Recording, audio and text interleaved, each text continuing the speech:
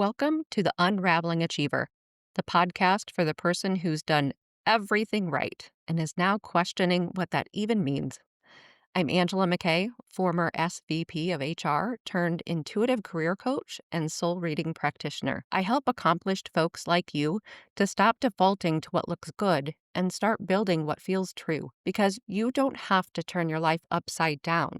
You just need to point your achiever energy toward a soul-led career and life you'll love. In every episode, I tune into the energy of what's showing up for my clients and community and share what needs to be heard. No bypassing the mess, just honest guidance for the unraveling that changes everything. High achievers are really good at optimizing joy out of their lives. Everything becomes transactional. Exercise isn't for enjoyment, it's for health goals.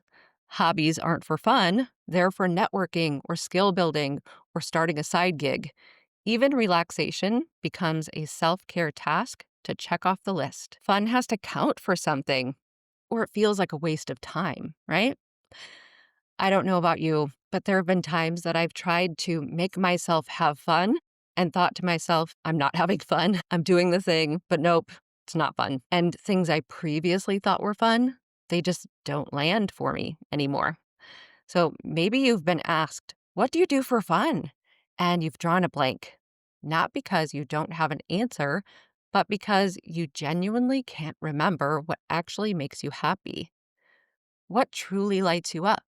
What makes you lose track of time, not because you're contributing to a goal, but because you're genuinely enjoying yourself? That can be hard to name, and that's kind of heartbreaking, isn't it? To realize that you've lost touch with what makes you happy. What makes this especially challenging for achievers is that we feel guilty when we're not being productive. Rest can feel lazy, play can feel childish, happiness that doesn't come from accomplishment can feel unearned. We've internalized that our worth equals our output. So doing something just because, with no goal, no purpose, no productive outcome, feels irresponsible, selfish even. Somewhere along the way, the straight A student, the people pleaser, the you're doing a great job energy took over. We learned early that being productive or helpful equaled validation and worth. And now, well, we're burned out. Our nervous systems are stuck in achieve mode, chronically in fight or flight, even when there's no real threat. Our bodies don't know how to relax anymore. Maybe fun actually feels uncomfortable for you now. Maybe you're so used to tension and go mode that relaxing feels unsafe. We're highly functional. We're getting things done, but we're also going through the motions, feeling numb and disconnected. Achievement, in some cases, has become a coping mechanism for avoiding what we're actually feeling. And the people-pleasing piece, maybe you make sure everyone else is happy. Your kids, your partner, your team, your parents. You prioritize their joy. But yours? That comes last. Another sticky trap. We're afraid of what happiness might require us to change.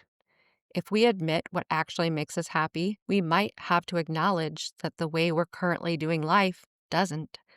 Joy might reveal misalignment we're not ready to face. Playing and having fun might show us how much we've been missing. And happiness might require boundaries, hard conversations, or life changes we're afraid to make. So we stay busy, we stay serious, we stay in control. But what if joy isn't frivolous? What if play isn't childish?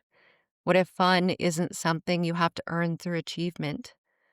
What if instead it's one of the most natural parts of life that we're disconnected from? That's what I sat with today.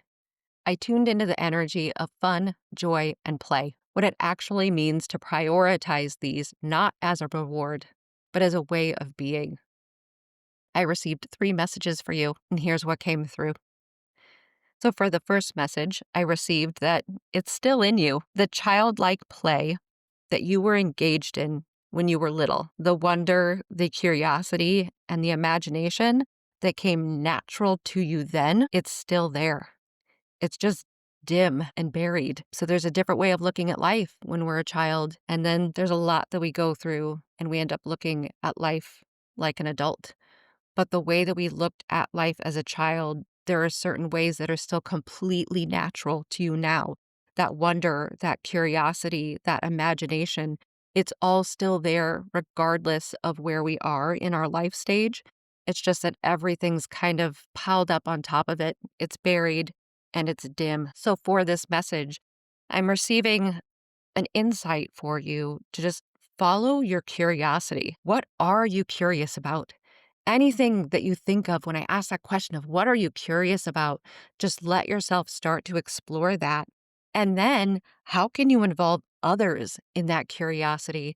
So, if there's something that I'm curious about, maybe it's going to see some sort of rock formation. I don't know. I'm just making stuff up now. And I decide to bring my son along with me to go see this rock formation. So now it's not only me being curious about it, but I've got like someone going with me to explore it as well. So it kind of just ups the energy of that curiosity. It's something so simple, but it takes me out of my day to day. It takes me out of my routine, and I'm uplifting my energy by having someone else come along with me that wants to see this too, who's curious about it. The point of following this curiosity is that you're doing it not for purpose, just for wonder and discovery. That's it. We don't want to attach it to anything, just wonder and discovery. Message number 2, don't expect too much of fun. Don't put your expectations on it. Instead, just be present in it, not before it, not after it. And what I mean by that is as you're engaging in the moment, don't be thinking about what you were doing before you came to it. Don't be thinking about what you're going to be doing after it. Don't be thinking about anything else that you could be doing other than it. Just allow yourself to be present in that moment, just where you are, without worry. There are a lot of expectations that humans place on themselves and on others and on things. It's like we almost make a game of creating expectations, which isn't a very fun game at all. So if we can turn our attention to creating a game that is actually fun, remember that we are all writing this story of life. Write your current moment by being in it. As I was receiving this message, it made me think of the improv rule of yes and.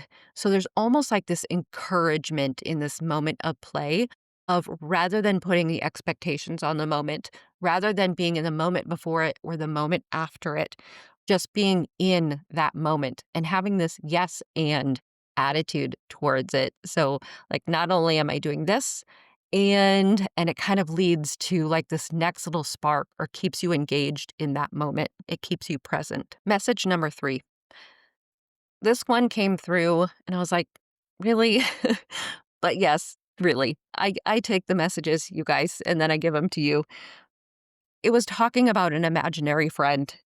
I want you to engage in this process. So just imagine that you have this imaginary friend, and more than thinking about the details of them, what I want you to do is just ask yourself, what would you and they do? Like, let yourself really visualize that. What would you and this imaginary friend do for fun? There's no limits on this one. What would you and your imaginary friend do for fun? Let yourself really visualize that. And then either do that thing alone, join a group of people that you know or that you don't know who are doing that thing, or take someone with you to do that thing. The point is to visualize, to imagine, and once you have that written, once you have that visualization written in your head, once you can feel the feelings of that visualization, of being in imagination, do it, or a piece of it, or something like it. Do one thing it inspired you to do. So you imagine and then act, and imagine and then act.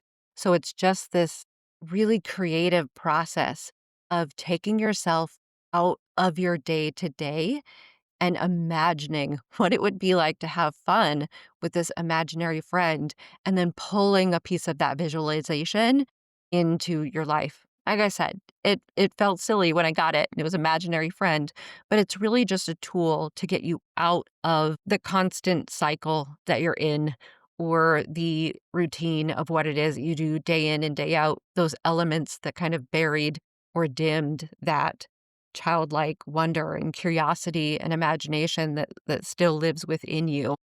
A big theme through these messages really was just encouraging imagination.